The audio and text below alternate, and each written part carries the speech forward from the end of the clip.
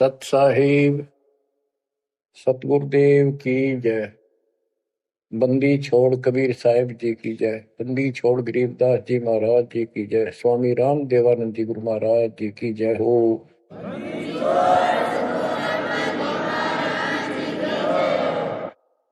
सर्व संतों की जय, सर्व भक्तों की जय, धर्मी पुरुषों की जय। श्री काशी धाम की जय, श्री सुडानी धाम की जय, श्री क्रोथा धाम की जय, श्री बरवाड़ा धाम की जय। सत साहिब परम पिता परमात्मा कबीर परमेश्वर जी की असीम रजा से बच्चों हमें अपने घर का ज्ञान हुआ। काल के लोक की पीड़ा कितनी भयंकर है, इससे डर बना इसका ज्ञान होने से। और सतलोक के सुख की चाह बनी आपको ये सच्चा मार्ग, सच्चा ज्ञान, सच्चा भगवान और सच्ची भक्ति पूर्ण सतगुरु प्राप्त है। अपनी किस्मत को सराहा करो, ये बंदी छोड़ उस मालिक के गुण गाया करो। ये परमात्मा, हम इतने निकम्मे इंसानों पर आपने कैसे दया कर दी। हम कैसा जुल्म करके आपको छोड़कर इस गंदे लोक में आए। आप कितने दयालु हो। गरीबदास जी कहते सतगुरु आए दया करी, इस गंदे लोक में झांके भी कोई नहीं ऊपर जाने के बाद। गरीबदास जी कहते सतगुरु आए दया करी इसे गंदे लोक में और उस सुख स्थान को छोड़कर। जैसे केशव और कबीर रूप में जब मालिक दोनों रूप धारण करके आपस में चर्चा करते हैं, हमें समझाते हैं। केशव कहता है कहो कबीर क्यों उतरे ऐसे मुल्क मलिन, इसे मलिन लोक में क्यों आए आप। और वो छोड़े हीरे मोती लाल वहां ऐसे सुख सुविधा छोड़े आप। तो कबीर साहब कहते हैं भवसागर में आए हैं जीव हमारे लाल, इनके लिए आया गोता मारू स्वर्ग में जा बैठू पाताल, गरीबदास ढूंढता फिर अपने हीरे मोती लाल। देखो सतगुरु आए दया करी ऐसे दीन दयाल, बंदी छोड़ वृत्तास का उसका गुण है। बंदी छोड़ काल के लोक से छुड़वाने वाले और जक्ष अग्नि प्रतपाल, हमारा पालन पोषण धारण पोषण करने वाले वही हैं। बच्चों आपको इतना ज्ञान सुना दिया और सुना रहे हैं। इस ज्ञान से आपके अंतःकरण में ये फाइनल हो जाएगा एक दिन। क्योंकि बार बार कोई वस्तु सुनते हैं उसका धीरे धीरे असर बनना शुरू होता है। तो बच्चों परमात्मा प्राप्ति के लिए हम बहुत समय से प्रयत्न करते आ रहे हैं। युग बीत गए अपने को युग। अब आपको सरपंगी साक्षी के अंक की वाणी सुनाता,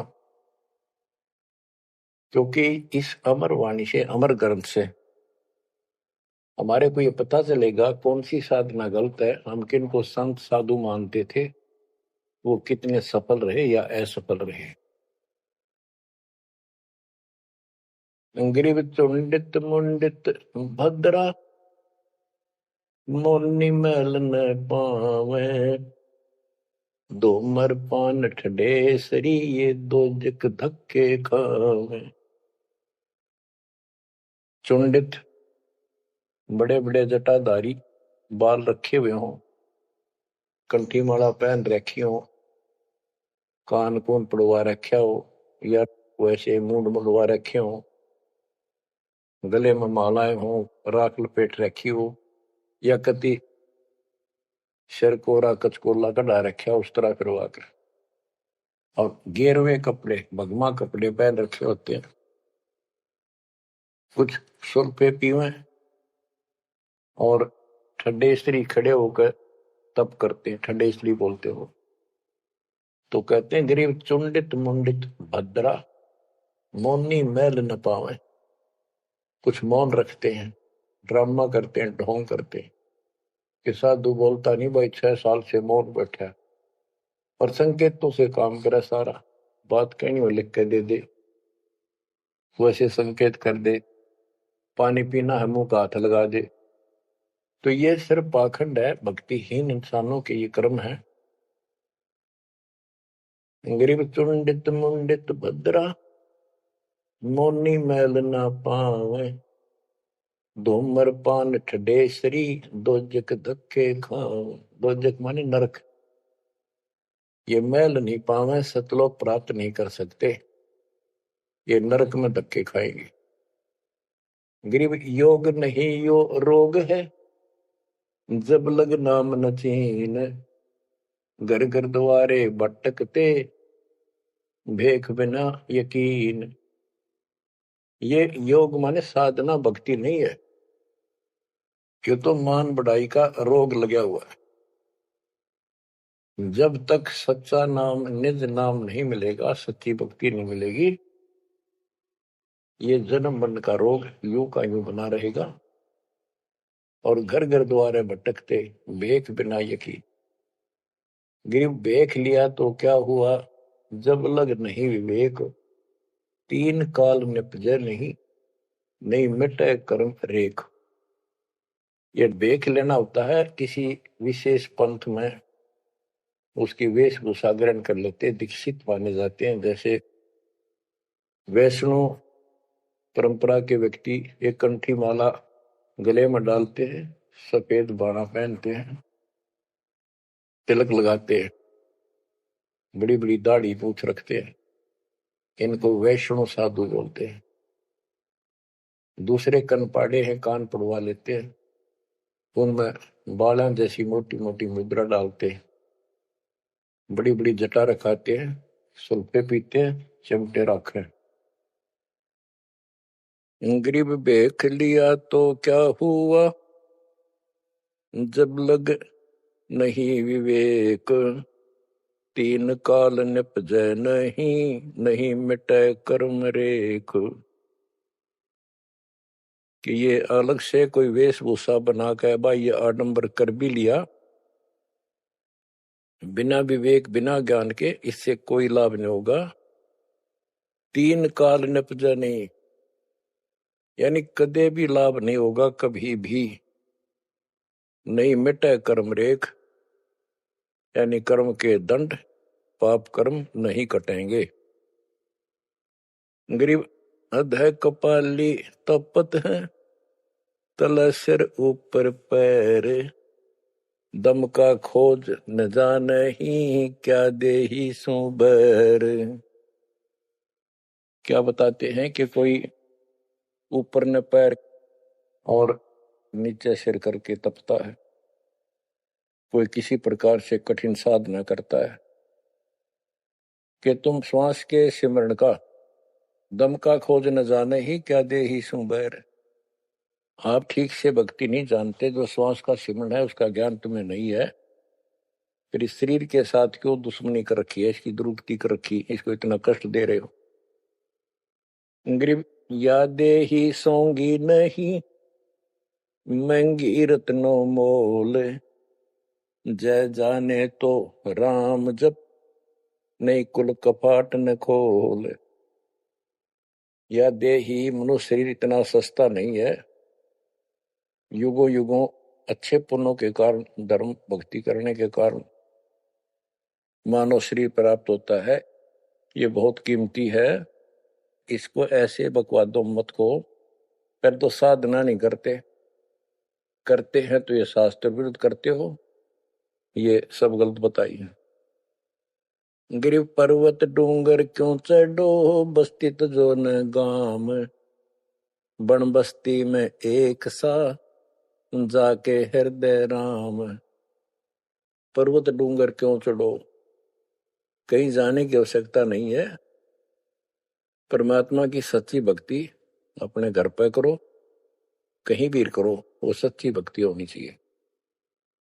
ग्रीव सत्य पुरुष निर्गुण कला, सरगुण कल्प विनोद, ओहम सोहम से भिन्न अक्षर को सोद। परमात्मा कबीर जी की भक्ति करो। और ओम सोहम तो आपको बता ही रखा है, इससे भी अलग एक मंत्र है, उस मंत्र को विशेष ध्यान से जाप करो।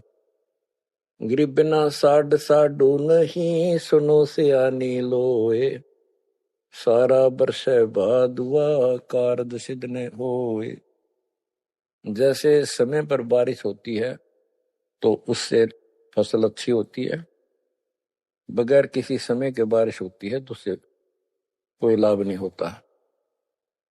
गरीब साध नदी और मेघ जल, कहीं कहीं है मौज, निंदत पापी मारिये, जिन घर दौड़े फौज।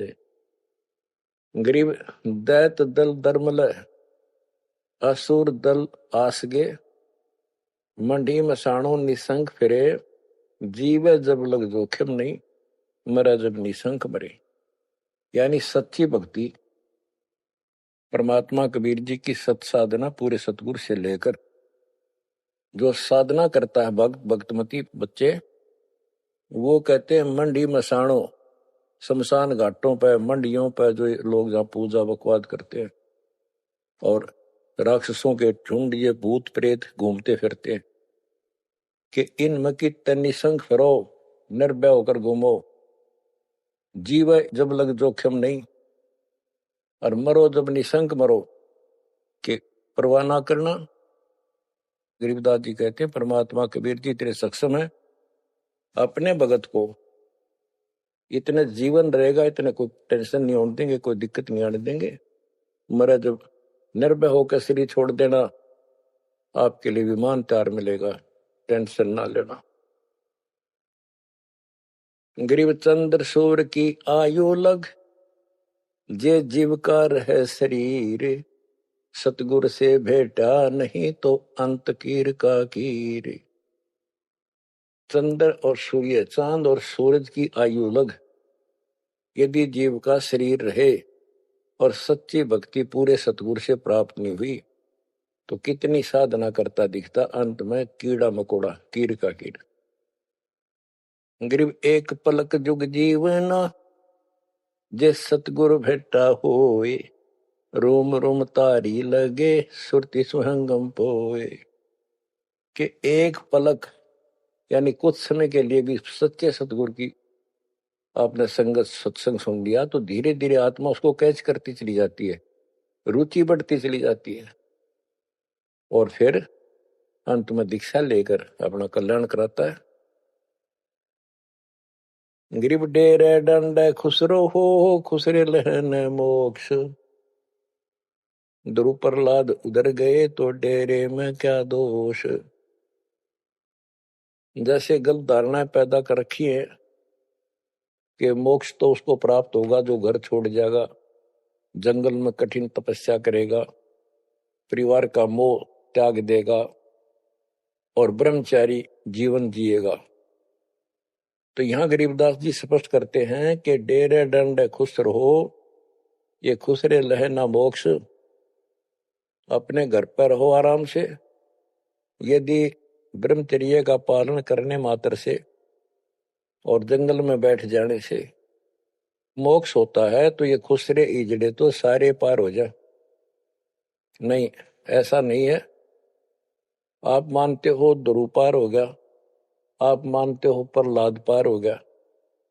ध्रुव 5 साल की उम्र में भक्ति के लिए निकला, कठिन साधना की, उनका विश्वास देखकर भगवान ने उनको दर्शन दिए। ध्रुव को राज्य की चाह थी और कुछ नहीं मांगा था, क्योंकि कारण क्या था, उत्तानपाद राजा था और ध्रुव की माँ उसकी पत्नी थी यानी राजा की रानी थी। उसको कोई संतान नहीं हुई, वृद्ध अवस्था हो गई थी, आधे से ज्यादा उम्र हो गई थी।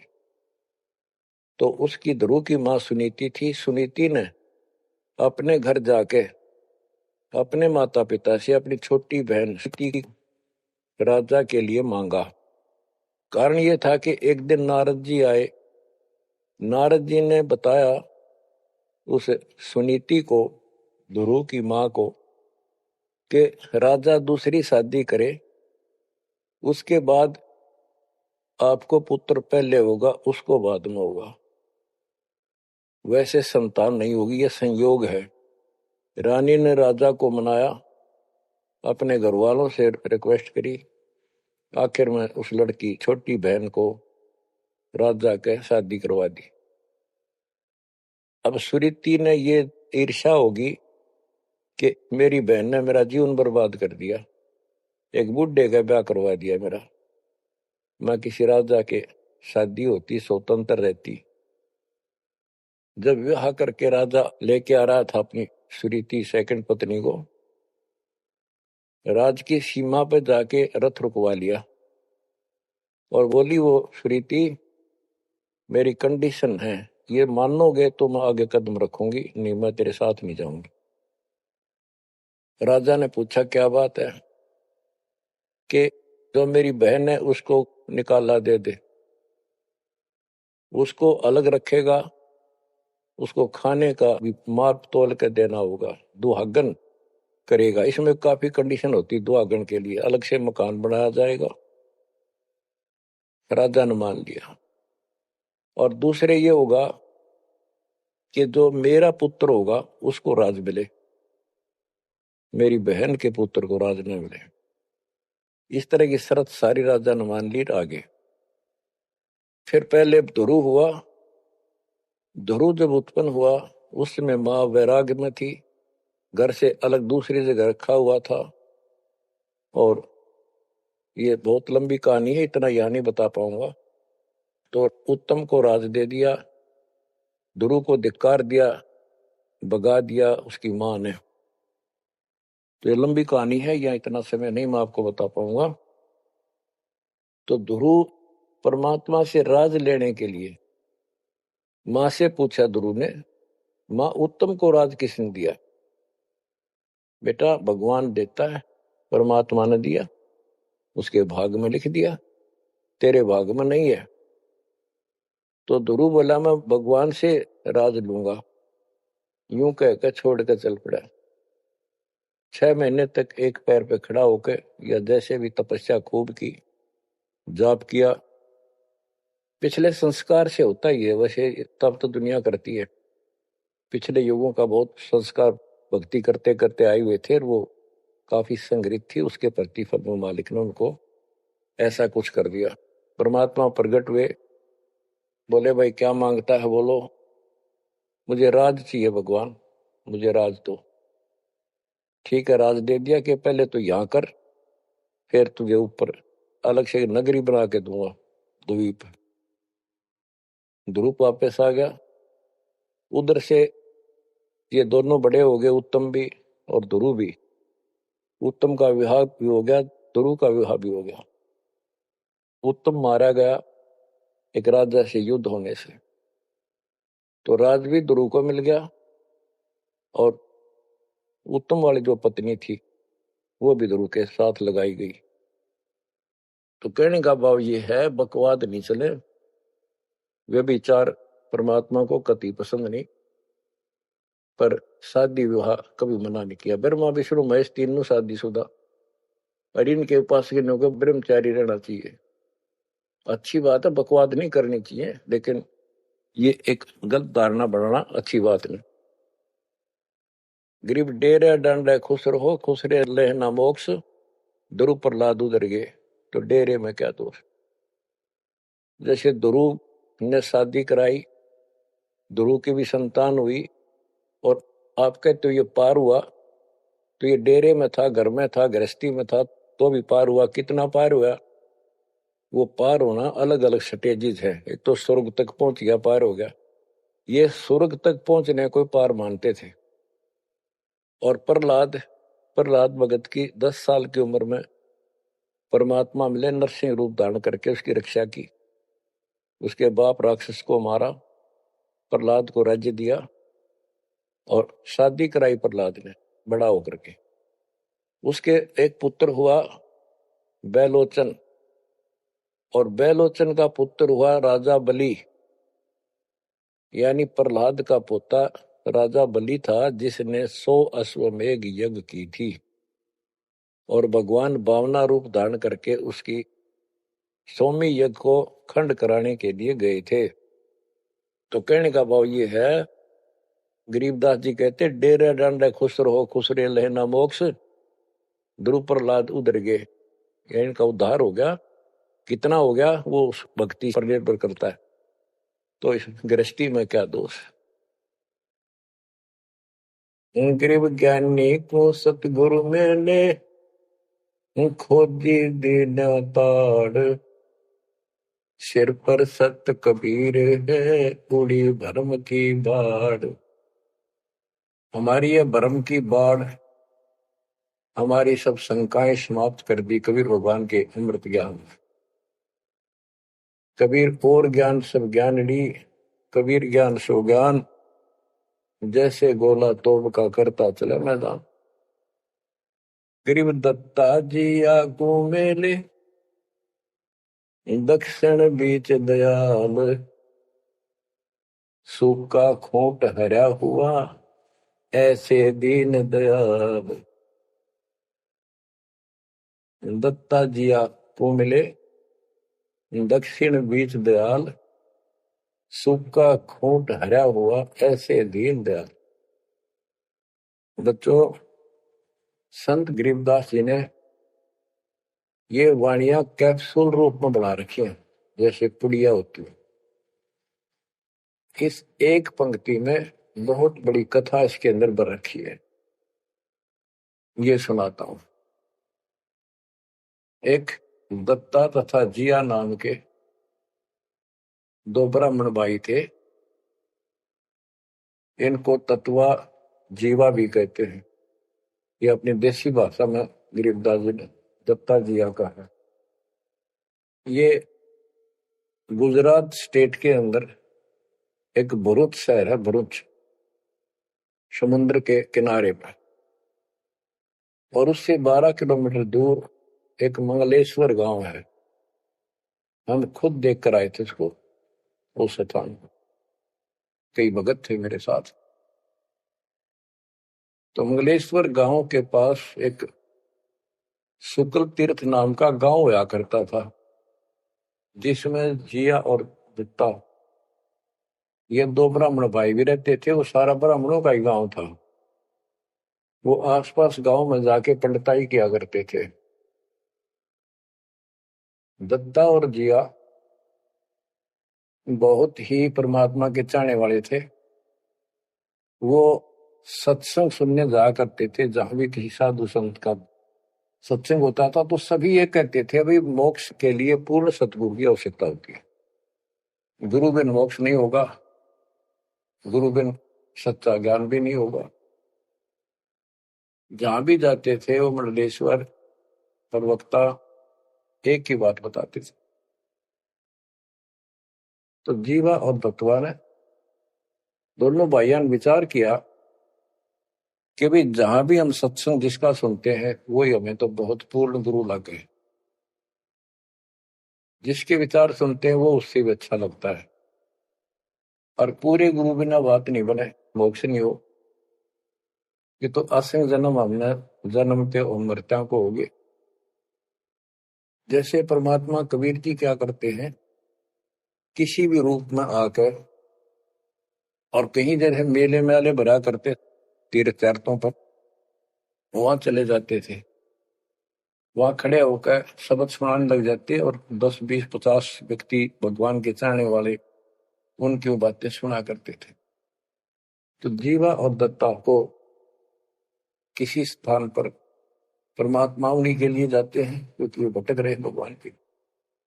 ये बातें बताई कि पूर्ण सतगुरु हो, सच्चा ज्ञान हो, और तब मालिक का राह मिलेगा, मोक्ष मिलेगा। असंग जन्म पर मत होगे, कुछ नहीं हाथ लगा रहे, इस तरह की जबरदस्त बातें बताई। तो उनसे वो प्रेरित हुए। उनको नहीं पता था ये कौन है। उन्हें तो एक भगत माना, गीत गा शब्द शब्द सुनाने वाला। फिर वो साधु संतों की तलाश में चल पड़े। जहां भी जावे एक से एक बढ़िया लतीफेदार प्रवचन करे, बड़ी बड़ी कथा सुनाए, संस्कृत की भाषा में जबरदस्त प्रवचन करे।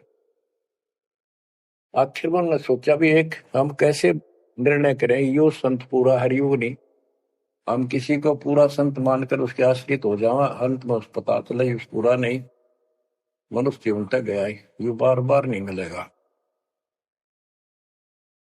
आखिर में उन्होंने एक फैसला कर लिया कि हम एक बड़ के पेड़ की सूखी टहनी लगाएंगे, गमला बना कर धरती में गड्ढा खोद कर जैसे पौधा लगाया, और जिस संत के चरणामृत से ये हरी होगी हम उसको गुरु बनाएंगे। उन्होंने सब मंडलेश्वरों जहां भी कोई चर्चित संता होंगे बेचारे दुख सुख पाकर पैदल चल लगे, उनके चरण धोए, महाराज चरणामृत देते, कौन मना करे चरणामृत को, लावे और डालना, कोई कुछ नहीं हुआ। क्योंकि आखिर में उन्होंने कहा है परमात्मा धरती पे संत नहीं है, और संत नहीं है तो हमारा मोक्ष नहीं, इसलिए हे परमात्मा हमारा को मानुष जीवन शेष बचा है, इसको खत्म कर दो, हम दोनों को मार दो, कभी पृथ्वी पर संत हो तब जन्म देना। यूं कहकर खूब फूट फूट कर रोने लगे। काफी देर रोज ही टेंशन में रहने लगे, खाना पीना लगभग छूट गया। कैसे तो मर जाना अच्छा है, ये तो पशु जैसा जीवन बहुत बार जी लिए। तो कबीर साहब डर रहे कम सुना गए थे, कहीं कहीं इकट्ठे होकर खड़े हो जाते थे, जाते थे, भटकते थे, वहां मालिक भी किसी न किसी रूप में चले जाते थे। उनके यह प्रेरणा भर दी थी, बाकी मंडले सुना के बस में यह भी ना थे कि इसी प्रेरणा भर दे, इतना वैराग डाल दे। एक दिन परमात्मा पहुंचे उस सुकल तीर्थ गांव में, गली में जा रहे थे तो दत्ता बाहर निकला और बोला, जीवा देख एक संत घूम रहा गली में, कहो तो बुला लो। जिया बोला रहे, संत इसे से मंडलेश्वर देख लिए, कि सड़क छाप पर के पाओगे, क्यों जी दुखी करे और कई दिन रोना पड़ेगा, कुछ ना इनका पल्ला। दत्ता बोला, मेरा तीसरा दिल करे है, बुला लो लेक में। भाई साधु सा दिखा है, चेहरे से बहुत अच्छा लगा, देखते ही आत्मा खुश हुई। जिया बोला, बुला लो, मैं क्यों नाटू। वो तो बुला लिया, एक बैठने का मुद्दा सा दे दिया, सटूल सा, बैठो महाराज बैठो। जीवा ला परात निकाल कर थाली, महाराज के चरण दो के और जा जिया उसमें डाल दे, पौधा में डाल, अगर संता के चरणामृत इधर उधर में डालिए, कितना गमले में डाल दे। जीवा डालने लग रहा है, डालते डालते उसको पोपल फूट आई, वट वृक्ष की टहनी के। जिया बोला, दत्ता आइए आइए, क्या होगा। दोनों देखकर सुन हो गए, आते पैर पकड़ लिए। हे परमात्मा, हमने तो ये सोच लिया था धरती पर संत नहीं है। कबीर साहब बोले, जिस दिन पृथ्वी पर संत नहीं होगा आग लग जाएगी इस पर, या कोई नहीं बचेगा, काल फूक देगा इस पृथ्वी को। हे मालिक आप पहले क्यों ना आए, हम तो बहुत भटक लिए थे, हम तो सोच लिया था धरती में कोई संत नहीं, और हम तो मरा हो भूखे पैसे रह के, कति ना जीण के रहे थे ना मरण के। तो परमात्मा से काफी लिपट के सीने के लग के कभी चरणों में गिर के और सो शुक्र बनाओ, हे परमात्मा पहले क्यों नहीं आए, हम तो हमारे लिए कति सारे घूम लिए मंडलेश्वरों के, किसी के पास कुछ नहीं पाया। परमात्मा बोले, बच्चों ये संत की पहचान नहीं थी जो तुम कर रहे थे, ये तो सिद्ध भी कर दे, थोड़ी बहुत चमत्कार जादूगर कर देते हैं, हथेड़ी में गेहूं हरे कर देते हैं, ये कोई पहचान थोड़ी तुमने ये क्या तरीका अपनाया था। संत की पहचान ज्ञान से होती है, समाधान से होती है। और मैं पहले भी आ सकता था, लेकिन आपका कति विश्वास नहीं रहा हो, मेरे में कति विश्वास नहीं बनना था, क्योंकि मैं तो आपके हिसाब लग रहा हूं जैसे आंधड़िया फिरनिया मांगड़िया खड़िया, और वो मंडलेश्वर जिसके हजारों बड़े बड़े सेठ साहूकार शिष्य, तुमने सोचो कि और भी कोई होगा जरूर, इसने सड़क छाप न के छोड़, उनके पास जाते, वहां कुछ मिलना था नहीं तो मेरे तो भी चले जाते। गुरु के प्रति नाम दीक्षा लेने के बाद स्वप्न में भी नहीं आना चाहिए आन कोई नकली संत। लेकिन कबीर साहब ये भी कहते हैं कि जब ल गुरु मिला नहीं साचा, तब ल गुरु करो 10 पाचा। पूरा गुरु ना मिला, इतने चाहे 100 छोड़ दो, 10-20 कितने छोड़ने पड़ो, त्याग दो, लेकिन मेरे प्रति तुम्हारी अविश्वास हो जाता तो मेरे से खत्म हो जाते आप। इसलिए मैं लास्ट में आया हूं, तुम्हारी सारी फड़क निकल ली, तुम कभी थक कर और छक कर बैठ चुके थे कि कोई कितना कुछ नहीं किसी के पास, ये सिद्धि भी कोई ना इनके पास, ये बनने इनकी फेल कर दी ना, कोई इनको चमत्कार भी कर दे उतारे लिए, इसलिए फेल करी कि ये पहचान संत की नहीं होती। लेकिन तुम मेरे पिछले संस्कारी थे, इसलिए मैं काल के मुंह में तुम्हें नहीं जाने दे सकता। एक भक्ति करो। अब उन्होंने सब वो बकवाद पूजाएं जो यजमान बना रखे थे वो छोड़ दिए। कोई किसी के झाड़े जुड़े लाना या किसी के मृत्यु पे जन्म होने पर किसी का नहीं जाना छोड़ दिया, सत साधना करने लगे, जमीन थी अपना खेती करें और परमात्मा की कृपा से बढ़िया गुजारा हो गया। ब्राह्मणों को इस बात की ईर्षा होगी कि इन्होंने तो धर्म बदल लिया और हमारी सब क्रियाएं छोड़ दी, उनको जाति से निकाल दिया। फिर क्या होता है, चलो निकाल ले रो जाति तो कोई फर्क नहीं पड़ता, उन्हें तो अपना कमा के खाना था और भक्ति करनी थी, मोक्ष पाना था। एक का लड़का था, एक का लड़की थी, दोनों भैया जवान हुए। ब्राह्मणों को यहाँ शादी के लिए जावे, रिश्ते के लिए लड़की का सब मना कर दिए, तुम तो जाति से बहिष्कृत हो, हम तुम्हारी कन्या का वहां नहीं लेंगे, रिश्ता नहीं लेंगे। दोनों टेंशन में आ गए। कबीर साहब बोले ऐसे करो, तुम ये अफवाह फैला दो कि भाई जीवा का लड़का और दत्ता के लड़के की शादी कराएंगे उस दिन, और वो तो कोई हमारे बच्चा ने उठता नहीं, हमने तो आपस में ब्याह करना पड़ेगा इनका। ये सारा सुरसराट फैला दिया, पंडितों की पंचायत हुई।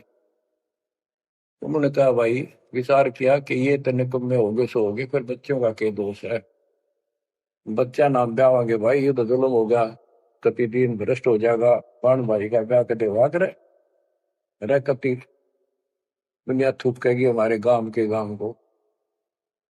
पंचायत होने के बाद 10-20 आदमी आए, इन्हों बोले भाई सुन दो, यू कदम उठाओगे तुम, यह बेटी मारी है, बेटा मारा है, हम इनका रिश्ता करें। दोनों का रिश्ता हो गया। परमात्मा बोले देखा बेटा, मांग लेगी ना, फटकड़ी रंग भी आया चोखा, हो गया ब्याह भी हो गया और सारे काम हो गए, टेंशन ना लो। तो बच्चों मुश्किल से आसान करेगा आन के, एक के 100 बंजारा उतरा जान के। तो कहते हैं ऐसे कोई दिक्कत आओगी तो मालिक 100 समाधान निकालेगा, पर निकालेगा तब जब आप उसके प्रति पूर्ण रूप से समर्पित हो जाओगे। गरीब आसन अचल कबीरे का, सबका सतगुरु एक, ब्रह्मंड 21 समझ ले, या धूमे के सिरेख,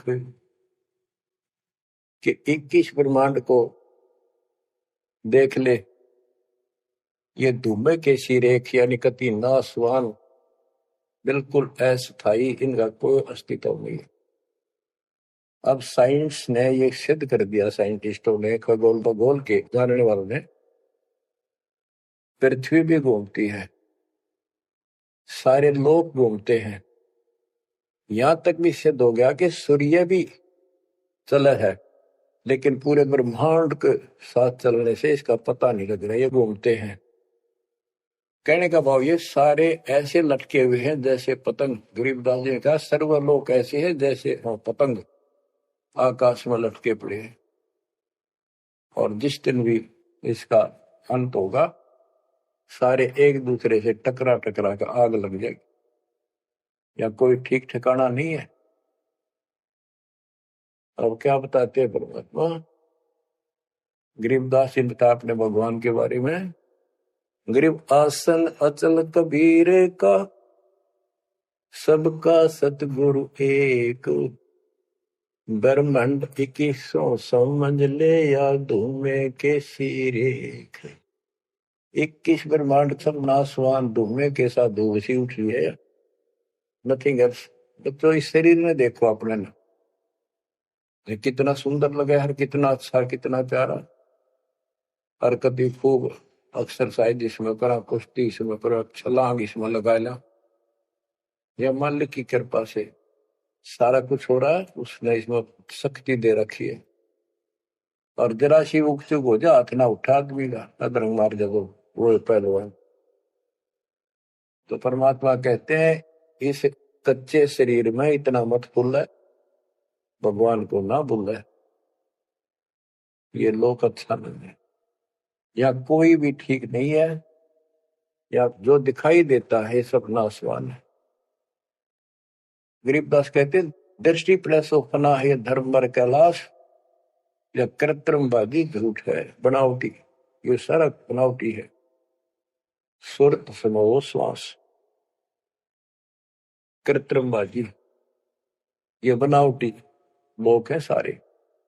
जैसे करने नो दीदार में प्यारा है एक शब्द है परमात्मा कबीर साहब का, उसमें बताया है कि आदि माया की नी चतुराई और झूठी बाजी पिंड रचाई, ताका प्रतिबिंब डारा है। सतलोक की जो व्यवस्था ऐसी ही है, उसमें भी बहुत द्वीप है, और ऐसे ही मानव स्त्री पुरुष शरीर है, लेकिन वो अमर है, ये नासवान है। ये समझो मिट्टी के और वो सोने के।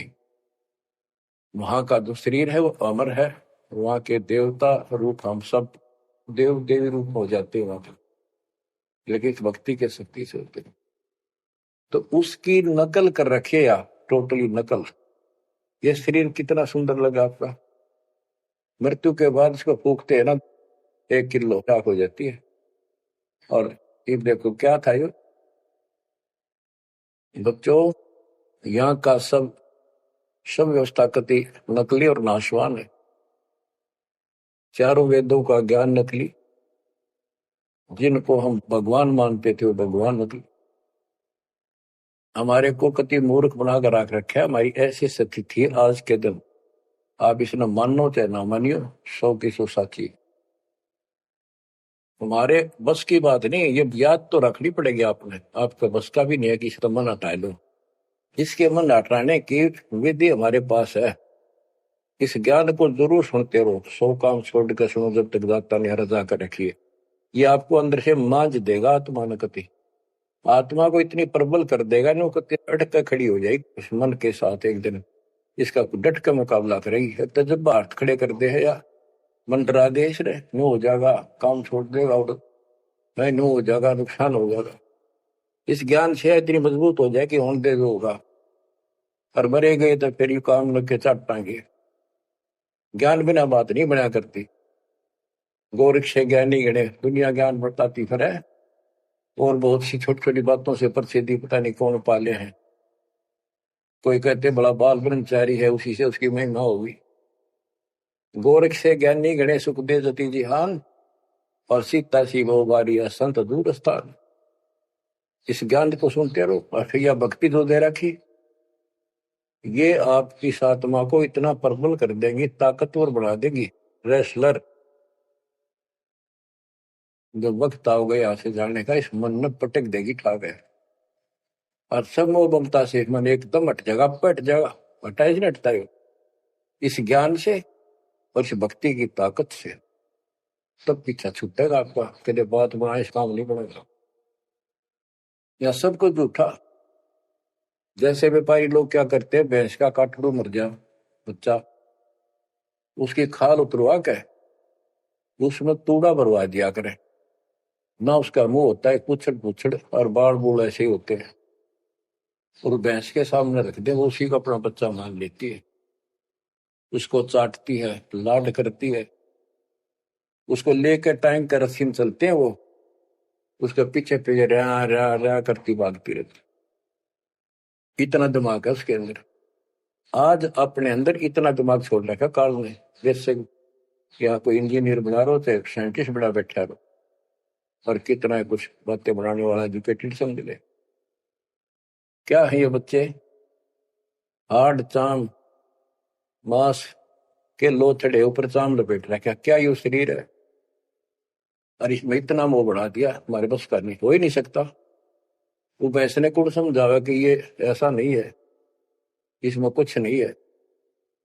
कोई बात नहीं, आप इस ज्ञान न सुनते रहो, आपको भी और इस सारे के सारे परिवार को भी परमात्मा वहां ले आओगा। धीरे धीरे धीरे धीरे आप पर रंग कट जाएगी, किसा शरीर हो किसा भी हो।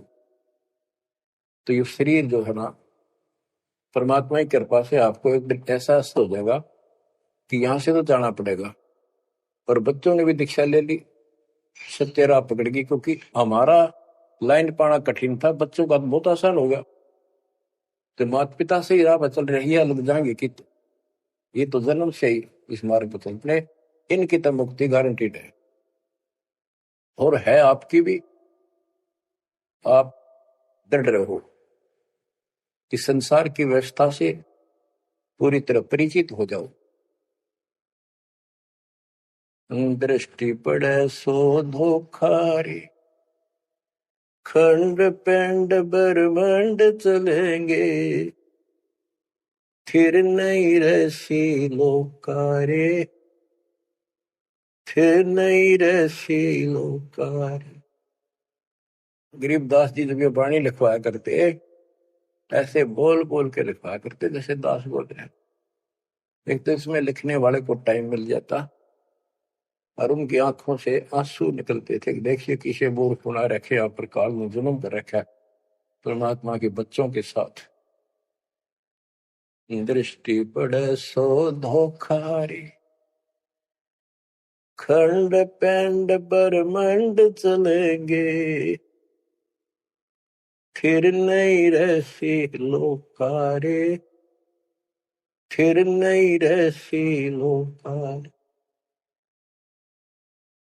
रजगुण ब्रह्मा, तम गुण शंकर, सतगुण विष्णु कहावरी, चौथे पद का वेद नियारा, कोई बिरला साधु पावे।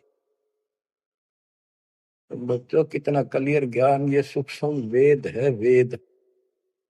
जैसे मार्कंडे पुराण में आपको दिखाया, रजगुण ब्रह्मा, सतगुण विष्णु, तमगुण शिव, ये तीन प्रधान शक्ति हैं काल की, और यही तीन गुण है, यही तीन देवता है। कबीर साहब ने सूक्ष्म वेद में कहा है, गुण तीनों की भक्ति में भरम पड़ो संसार, कह कबीर निज नाम बना, कैसे उतरो पार। तीन गुणों का मतलब, तीन देव की जो करते भक्ति, उनके कबू ना हो मुक्ति। बता सिद्धि इस बात ने कोई कह को पर विश्वास करता अपने। अब तो इतने प्रमाण धर दिए ठाक है, गुंजाइश नहीं छोड़ी मन को कि यो बकवाद कर दे झूठ से, या आपकी किस्मत जोर करनी कि आपने इसको ध्यान से सुन लिया, समझ में आ गया। रजगुण ब्रह्मा, सतगुण विष्णु, तम गुण शिव जी, स्पष्ट कर दिया गरीबदास। और चौथे पद का इनका पिता चौथा, इन अपने पिता का भी नहीं पता आज तक, क्या माया बुका दे है न, इसने उसको धमका रखा कि मेरा भेद नहीं दे देगी, या इसके वश पड़ेगी तो क्या करे बेचारी। ऐसे औरत को ऐसे दबा कर रखा जाता, पुरुष प्रधान है आप, इसी कारण से। तो चौथा इनका पिता ज्योति निरंजन है, और कबीर साहब कहते हैं चार में छोड़ा है, और पांचवें को जावे, कहे कबीर सो मुक्ति पावे हम पर आवे। रग यजु है श्याम अथर्व, चारों वेद चित भंगी रे, सूक्ष्म वेद वाचे साहिब का, सोहन सा सतसंगी रे। ये दुर्वेद अध्याय 40 श्लोक 10 में कहा है, कोई तो परमात्मा को साकार अवतार लेकर रामकृष्ण के रूप में मानता है, और कोई निराकार कहता तो पृथ्वी पर आता है कोई नहीं। परमात्मा साकार है या निराकार है वो तत्वदर्शी संत बताते हैं। गीता अध्याय 4 श्लोक 34 में ही कहा है कि तत्व ज्ञान को उन तत्वदर्शी संतों के पास जाकर समझो, उनको दंडवत प्रणाम करो, तब वो तत्वदर्शी संत में उस परमात्म तत्व का ज्ञान कराएंगे। यो ज्ञान आता कहां से है?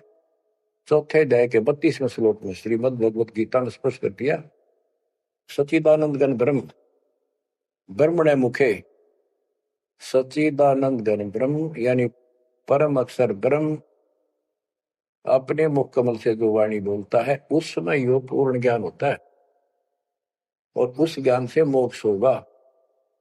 वो ज्ञान कोई तत्वदर्शी संत बताएगा। इससे सिद्ध है न वेद में वो ज्ञान न वो गीता में, हो गया चितभंगी। कित ढूंढा उसने, भ्रमित ज्ञान है इनके अंदर, इनकम्प्लीट ज्ञान।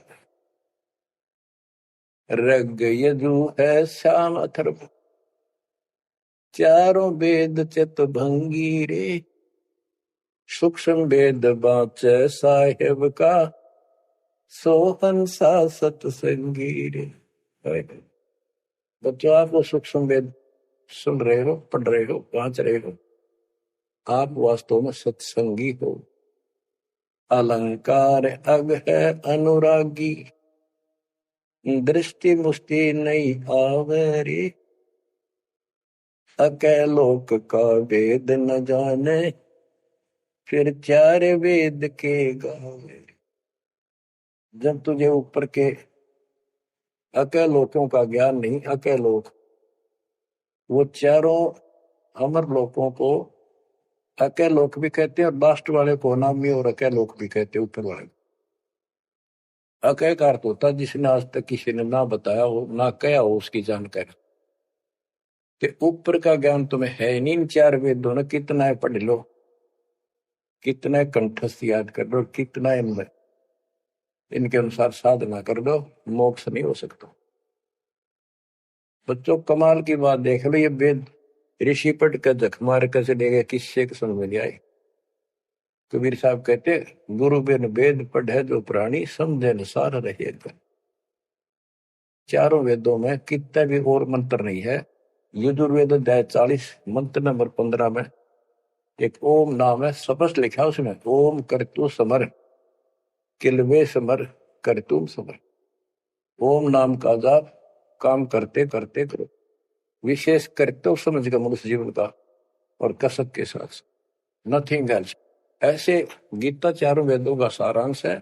8वें अध्याय के 13वें श्लोक में लिखा है, ओम इति एक अक्षरम ब्रह्म व्यवहारण मां मनुष्य, यह प्रियाति तदन देह सयाति परमाम गतिम। मुझ ब्रह्म का केवल एक मंत्र है, इसका एक अक्षर का अंतिम सांस तक इसकी जो भक्ति करता है, इससे प्राप्त होने वाली मुक्ति प्राप्त करता है ब्रह्म से। श्री देवी महापुराण के अंदर 6ठे स्कंद में हिमालय राजा को देवी फाइनल कर देती है कि राजा तू और सब बात छोड़ दे, मुक्ति चाहता है तो मेरी साधना ही भूल जा, तो ब्रह्म की भक्ति कर। उसका ओम नाम है, वो ऊपर दिव्य आकाश रूपी ब्रह्म लोक में रहता है, तेरा कल्याण वहां चला जाएगा। गीता अध्याय 8 श्लोक 16 में कहा कि ब्रह्म लोक में गए हुए पुनरावृत्ति में उनकी जन्म मृत्यु सदा रहेगी। अलंकार अग है अनुरागी, दृष्टि मुष्टि नहीं आवरे, अकैलोक का वेद न जाने, चार वेद के गावे। गीता अध्याय 15 श्लोक 4 में कहा है कि ज्ञान की प्राप्ति के पश्चात परमेश्वर के उस परम पद की खोज करनी चाहिए, जहाँ जाने के बाद साधक फिर लौटकर संसार में कभी नहीं आते। आवे जावे सो हंसा कही है, परम हंस नहीं आया रे। पांच तत्व तीन गुण दूरा, या तो कहिए माया रे। सुन मंडल सुख सागर दरिया, परम हंस परवाना रे। सतगुरु मंदी भेद लखाया, है सतलोक निदाना रे। वो परम पद, वो परम स्थान, वो सतलोक है। दादानी के बाद लौट कर गए। अगम दीप अमरापुर कोई, जा हिल मिल हंसा खेल रे। दास गरीब देश है दुर्लभ, साचा सतगुरु बेल रे। दास गरीब देश है दुर्लभ, साचा सतगुरु बेल। अगम दीप अमरापुर कोई, अमरपुर, अमरपुरी सतलोक अविनाशी परम धाम, सनातन परम धाम। जा हिल मिल हंसा खेल रे। वहां मौज मस्ती में रहते हैं भक्त, सारे बच्चे। दास गरीब देश है दुर्लभ, साचा सतगुरु बेल। वो लोक, वो देश बहुत दुर्लभ है, लेकिन सुलभ है सच्चे सतगुरु से। तो बच्चों, आपके ऊपर दाता ने कसर नहीं छोड़ रखी। इस सत्संग ने सुनते रहियो।